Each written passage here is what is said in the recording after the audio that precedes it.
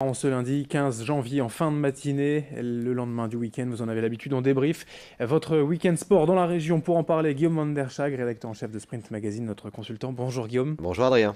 Ravi de vous retrouver pour cette nouvelle semaine. On va parler de football, bien sûr, du LOSC, de Ligue 2, de National. On parlera également de basket avec le SBVA, la Pro A et la Pro B, du volley, le TLM qui ne finit plus de nous surprendre, le Dakar également et quelques infos en bref pour terminer.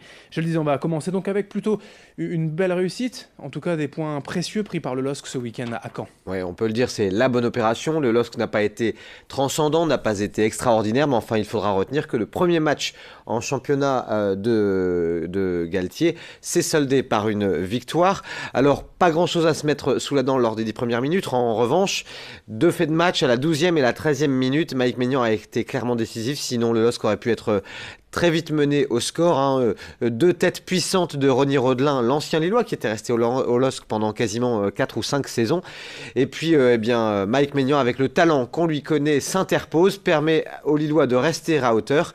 Et ensuite, le LOSC a pris confiance. Clairement, le LOSC s'est montré plus incisif, a joué beaucoup plus haut, a mis à mal un petit peu l'organisation normande. Et puis finalement, un but est arrivé sur une passe décisive magnifique, vraiment splendide, de Yacine Benzia. Un but est arrivé à la 43e de Pépé, ouverture du score, sauf qu'à ce moment-là, un autre fait de match, parce que le gardien nantais Rémi Vercoutre pense à ce moment-là que Pépé chambre un petit peu le COP, des supporters de Caen, et ce qui n'aurait pas été le cas apparemment, et puis du coup il s'énerve un petit peu, il se fait exclure, et là forcément le LOSC démarre la seconde période en supériorité numérique. Cela étant, les Normands ont continué de pousser, Mike Maignan a été à nouveau décisif, mais il fallait tenir le score durant toute la seconde période, ce que Mike Maignan et la défense lilloise ont parfaitement fait. Il y a quand même eu un petit moment où on a eu peur, l'expulsion assez sévère de Ballo-Touré à la 52e, mais finalement le LOSC a tenu bon. C'est en effet une très bonne opération, Adrien, puisque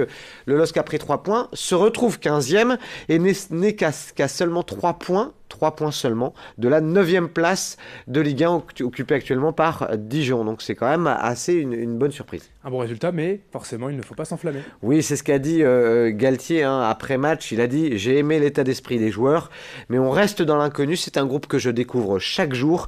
Il faut rester vigilant car on a un gros match à domicile face à Rennes. C'est ce mercredi à 19h au stade Pierre-Mauroy. Il faudra confirmer l'embellie.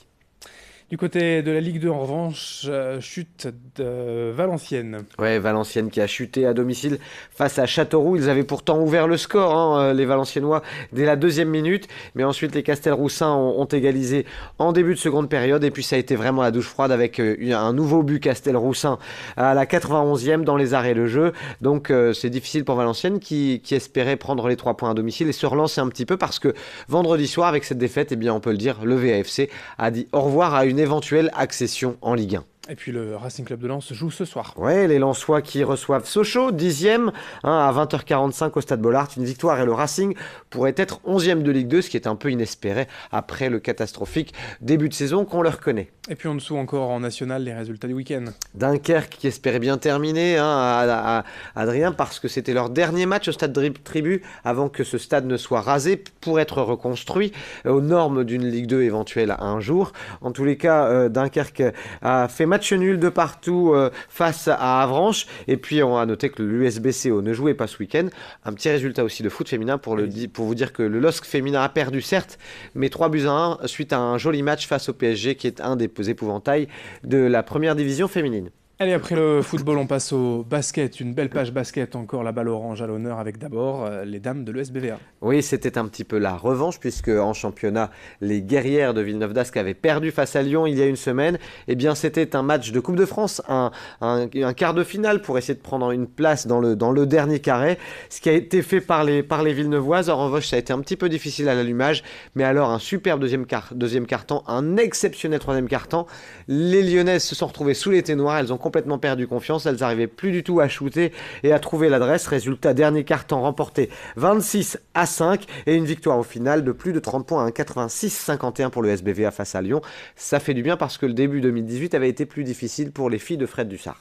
Chez les garçons en proie, ce soir de derby sur le littoral. Et oui, c'est les frères de la Côte qui s'affrontent ce soir à 20h45 au Sportica, hein, le BCM qui accueille le Portel avec un combat dans les tribunes aussi entre supporters. Ça va être un match à guichet fermé avec beaucoup d'ambiance, on le sait d'avance. 20h45 effectivement à Sportica, les résultats de Pro B. Lille a échoué à Aix-Maurienne hein, de peu, 78-76 de 2 points. C'est leur 3e défaite de la saison en 13 matchs.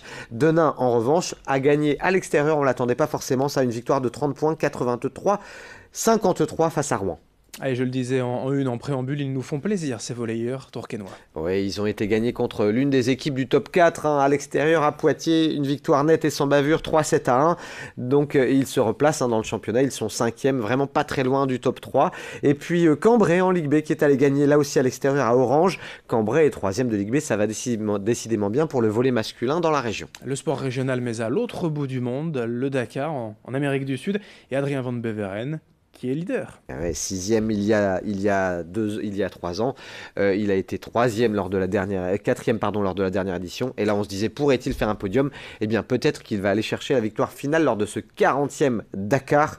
Dans l'histoire du Dakar, c'est jamais arrivé hein, qu'un pilote aussi jeune brille aussi vite dès sa 3e participation. Il a fait des très très bonnes étapes la semaine dernière. Il commet peu d'erreurs. Il est rarement en dehors du top 10. Et résultat, il est en tête au classement général. Et puis à noter aussi peut-être une info en quad, Adrien, pour dire qu'il y a 2 pilotes régionaux qui sont dans le top 5. Alex Dutry, 4e, et Simon Witt, 5e. Ce sont des pilotes régionaux qui connaissent bien le Dakar en quad maintenant. Et pour vous faire une idée, Adrien Van Beveren n'a que 22 secondes d'avance sur le 2e, comme quoi effectivement la course sera encore longue. Quelques infos, en bref, Guillaume, pour terminer. Alors en rugby féminin, c'est la première défaite, hein, première fois que nos joueuses de rugby du LMRCV ont chuté, c'était à l'extérieur à Bobigny. C'est dommage parce qu'elles menaient 15-10 à la mi-temps et puis il y a eu un essai en fin de match, elles se sont fait rejoindre, 20-18 pour Bobigny. Mais bon, on le sait, ça va permettre de les relancer, ça ne les empêche pas d'être toujours leader du top 8. En waterpolo, un gros carton du Luc, 21-1 face à Saint-Jean d'Angély à domicile à la piscine Marx d'Ormois. Un mot de ring coquet pour vous dire que les Odomarois, hein, l'équipe de Saint-Omer a été éliminée en 8e de finale de Coupe d'Europe, mais elle peut espérer briller en championnat, ça c'est une certitude. Et puis lors des départementaux de cross, Hicham Briki chez les hommes l'a emporté à Gravelines pour les départementaux dans le Nord, et puis pour les départementaux du Pas-de-Calais, c'est Victor Boudin qui l'a emporté. Merci Guillaume pour toutes ces infos. Voilà, on a été complet sur l'actualité sport du week-end. On en reparle bien sûr en fin de semaine, vendredi, on vous retrouvera avec plaisir. Bonne semaine à tous.